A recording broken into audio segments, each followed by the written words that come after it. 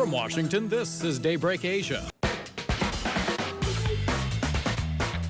The issue of gender identity is very much a part of today's culture. In this week's movie review, VOA's Ray Kugel tells us about a new short film that tackles the subject in a most unusual way.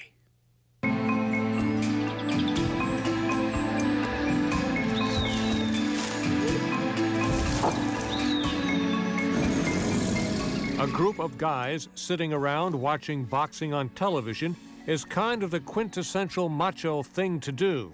In a short movie called Prinsesa, that's what a 28-year-old Filipino-American father named Ray is doing with two buddies, and also taking care of his young son and daughter while mom is out.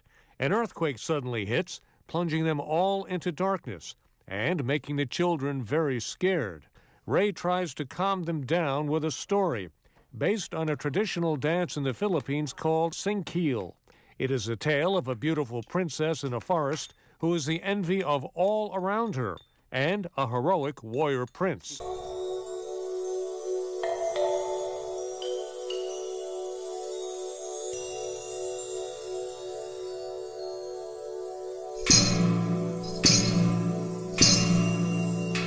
Ray's son, 6-year-old Jojo, is entranced, saying he wants to be the princess with beautiful long hair and wear a necklace of bells around his neck. Jojo starts to dance, imagining himself as the princess. The father's two friends, now without their sports fix on television, get very irritated over watching the boy's actions and belittle their host about his son's tendency. Prinsesa writer-director Drew Stevens tells this seemingly simple story of a sensitive matter in a most captivating way. Live actors are cartooned into animated backgrounds with vivid color for the Singkil portion of the story. I spoke with Stevens about how he came up with the idea to make a film about gender identification and use Philippine culture to make the point. I married into a Filipino family more than 20 years ago, and of course I've fallen in love with all the Filipino culture, including their really, really rich tradition of epic storytelling. By far, my personal favorite Filipino traditional tale is the Singkil. It's a dance, actually, and it tells about a princess who dances through an earthquake. She's with her royal entourage, and they carefully dance through the dangerous falling bamboo trees, and the kulintong gongs and the drums are echoing across the forest.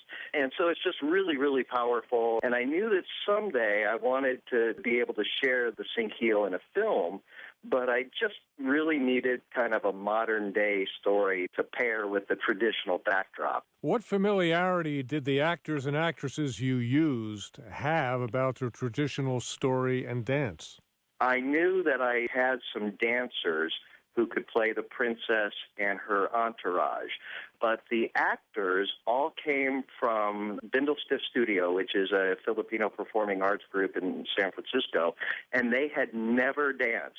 So Patrick Silvestre, who plays the father, had never danced the Singkil at all and had to learn it for this film, as did both the boy and the girl. Is the film offering advice on parenting skills and dealing with identity conflict? What I tried to do was portray the confusion that happens from the father's perspective, not to try to tell people how to feel or what to do or how to parent, but to show the confusion and the indecision that some parents might face. In fact, if people leave the theater and say, that's not how I would do it, or what would I do, then we've succeeded with what we wanted to do with this film. So, yeah, I think that's the overall message, is that we just really want to embrace all of our children. And, frankly, my point was to salute the parents who do just that. They're like superheroes to me. Stevens' film Prinsesa uses an all-volunteer crew of 40 people and is beautifully complemented by an original score from Emmy Award-winning composer Mitchell Covington. While the film raises questions about gender non-conforming children, there are answers to fit any parent-child relationship. They are all matters of love and acceptance. I'm Ray Kugel. As he does so often, Ray Kugel passes along the website. If you'd like more information, it's prinsesafilm.com, and you can type it in as PRINSESAFILM, all one word. I'm Jim Stevenson. Thanks for joining us today on Daybreak Asia.